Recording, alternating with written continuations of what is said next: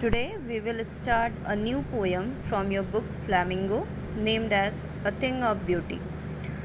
This poem is written by an English poet named as John Keats, one who was born on 31st October 1795 and died on 23rd February 1821. This poem is an excerpt taken from his very famous poetic romance named as Endymion. In this poem, the main character is a poet as well as a shepherd.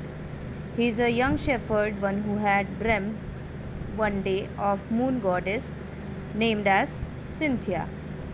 He got so enchanted with her beauty that decided to go in search of her.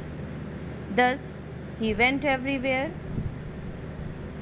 in her search, and at last he fell in love with an earthly girl, whom later on he had discovered that she was Cynthia herself. Thus, on his way of quest, he got the realization of a real beauty. So let us start. A thing of beauty is a joy forever. Its loveliness increases, it will never pass into nothingness. Here the poet says that all the beautiful creations are the source of joy forever. They are the perennial source of joy, and their loveliness, it keeps on increasing day by day and never fades away, but will keep a bower quiet for us and a sleep full of sweet dreams and health and quiet breathing.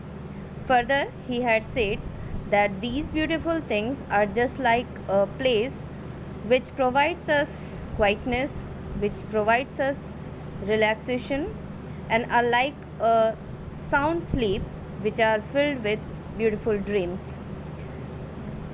They are like the health, a good health, which makes us to breathe quietly.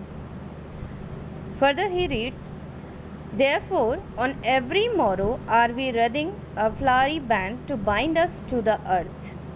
He says that every next morning when we go in the garden to pluck the flowers and to make the flowery band, this action of ours takes us closer to the earth.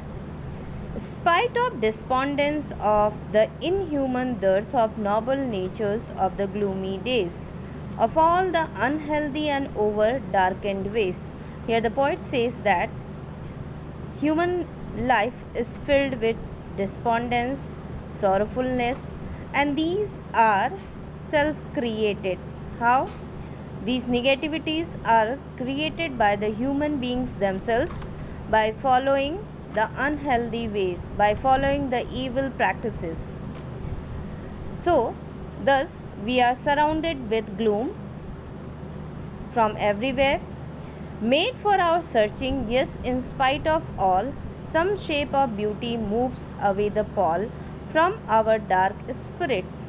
So, thus he said that these negativities which has made us despondence, which has made us hopeless, and which has covered our spirit in the form of evil thoughts, are removed by the beautiful things which are around us.